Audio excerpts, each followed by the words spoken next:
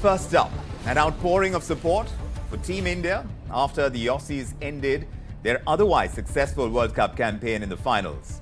But emotions aside, with the kind of defeat that we saw, India's wait for an ICC trophy has gotten even longer.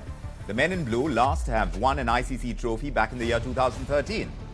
But at the same time, cricket is finding new grounds with the next T20 World Cup all set to be hosted in the United States and in the West Indies. So how important does it become for Team India to win the big tournaments, to take cricket to more and more countries, to make cricket that much more popular? Let's break this down. Brand Guru Prahlad Kakkar is joining us. Prahlad, as we watched ourselves play host this time around for the World Cup 2023, we saw the Indian team go in all guns blazing, being the surefire bet to win the tournament. People paying huge amounts of money to land a ticket to enjoy the spectacle that our men in blue were delivering. And they were delivering it in abundance. Now, at the end of the tournament, we're assessing how India's brand value in cricket has shaped up. How exactly do you think it has? Well, I think the World Cup is just one of the many hiccups in the business of cricket. But I think the most valuable tournament that we have in India in terms of brand value is IPL. Because that is when you see a whole lot of young players, some of them good looking, some of them well spoken, some of them not so well spoken, but great players all the same, to be involved. The whole country is involved in for about a month and a half in that particular tournament. And it's a homegrown tournament, and we're very proud of it. So I think most of the brand values actually come from there, because the brands that look for top players are they only about 4 or 5 right now, to be very honest. But IPL is going to throw up a lot of new talent which people will actually invest in for the future. Because cricket, you know how crazy this country is about cricket. So even if you get a young player like, which is coming, because who came out of IPL first? Out of just Shubham Gill. He came out of IPL. We started doing very well there, and then he picked up for the Indian team. So Shubham Gill, I think, at the end of the day, is actually an IPL product.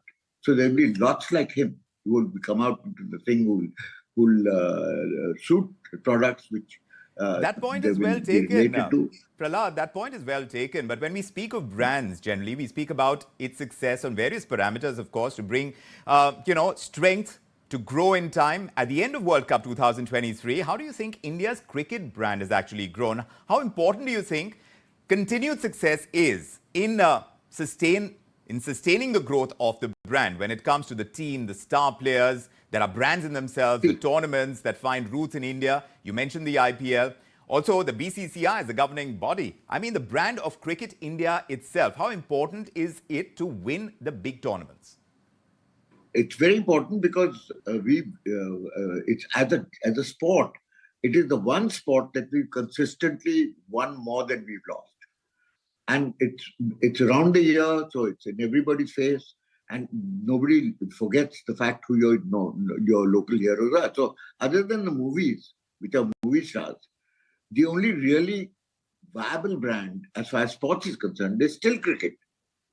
No other sport has actually come anywhere near it in terms of its value, because we do not win as consistently as we win in cricket.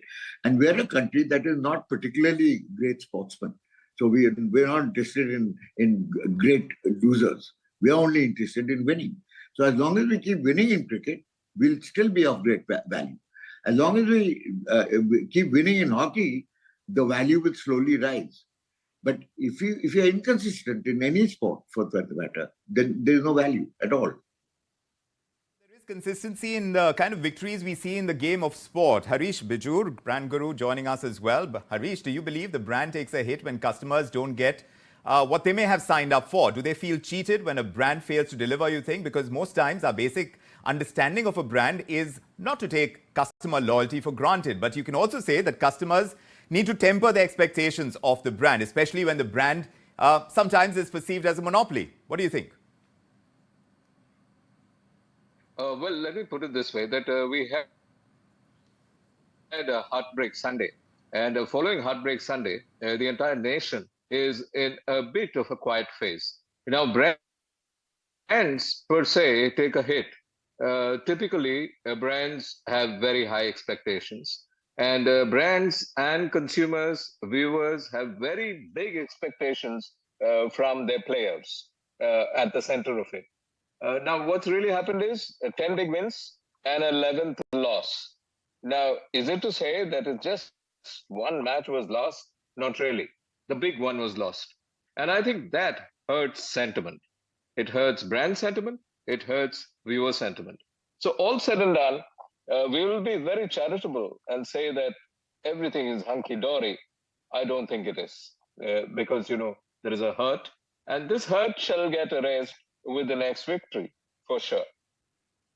Consistency in victories is what Prahlad is indicating, and we have a good track record when it comes to consistency in the game of cricket compared to any other sport. But Prahlad, how significant is genuine customer feedback for a brand as well? Also, is customer acquisition prioritized over customer retention? What do you think?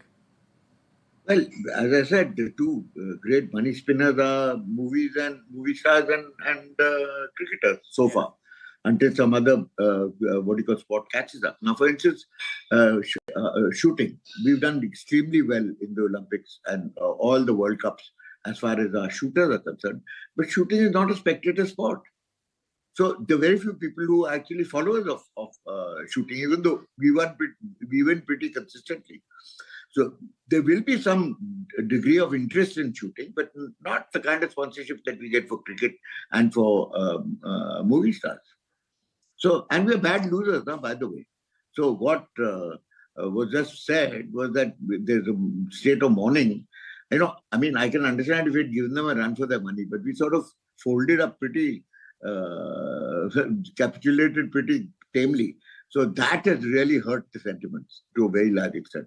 If it gives them a run for the money, it was a close final, then I can understand. But no, it wasn't.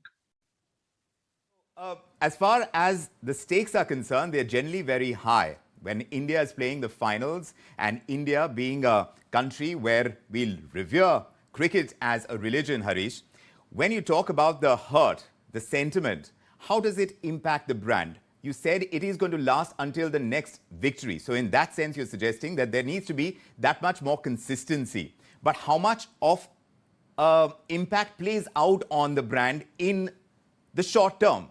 Because you're looking at one tournament coming to us after another. IPL is a huge offering that India has for the world when it comes to the world of cricket. Do all of these take a hit? Does the standing of BCCI take a hit? We're talking about certain star players as well. And they have certain shelf lives, because there is a big question mark whether some of our key players, the ones that we saw really stand out in this tournament, whether we'll see them in the next ICC trophy tournament. Do you think all of those will take a hit, or some of them?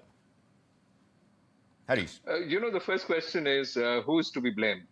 Because, at the end of the day, till the first 10 matches went beautifully. Nobody spoke a whimper about the thought that, this team is not on. This was considered to be a team which was in form. Every player was actually performing. The bowlers were performing hugely, just as the batters were. And all of a sudden, in the 11th match, at the 11th hour, at that hour when India needed to perform, it did not. So I think, it challenges that business of saying we're very good at every other match, but at the finals, we didn't do that well. Possibly there was a better team. But from a brand perspective, what really happens is we give a weightage.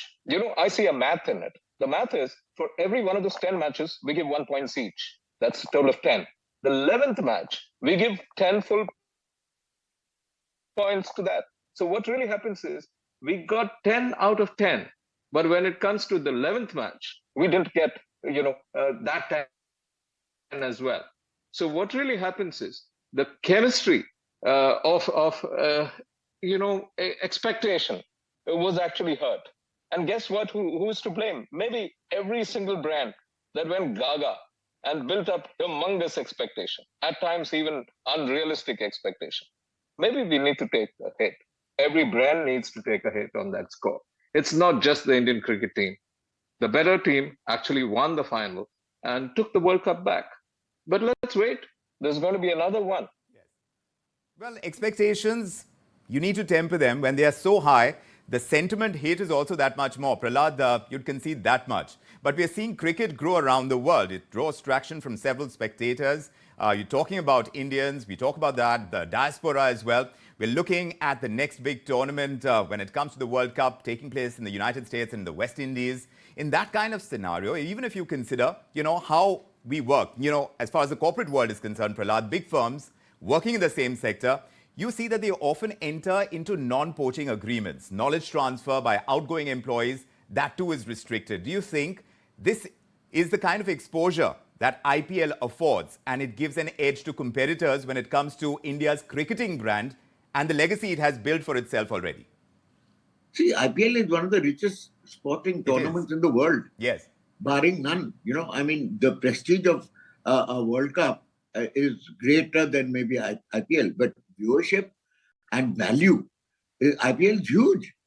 So I don't know why our product lines are not gearing themselves up to look for heroes among the IPL youngsters, because the markets are becoming younger and younger and they identify with young people, So this particular Indian cricket team which lost the World Cup, half of them are going to disappear in the next by the time the next World Cup comes. So there'll be newer kids on the block who will also become heroes and expectations. But I feel that advertising as per se, especially brand advertising, builds up the hysteria of expectancy to a greater extent than what is realistic. And I think we should curb that to a very large extent, because that despondency that is there, it not only is because we actually expect the team to perform because they've been performing so well, it's also because of the hype that has been built up around them by advertising. And I think that needs to be tackled a little more responsibly, because, it's so jingoistic, frankly. Both of you are talking about extremely high expectations and perhaps the kind of brand advertising that we've seen with some of our star players. Both of you seem to be pointing in that direction. We'll see exactly how this plays out from tournament to tournament as cricket grows, and how all the brands and several brands build under the cricket offering from India is concerned. All of that is going to be watched very closely, notwithstanding a loss in a World Cup final. But thanks very much, Prahlad Kakkar and Harish Bajoor, for joining us with your perspective on the brand side of cricket. Meanwhile,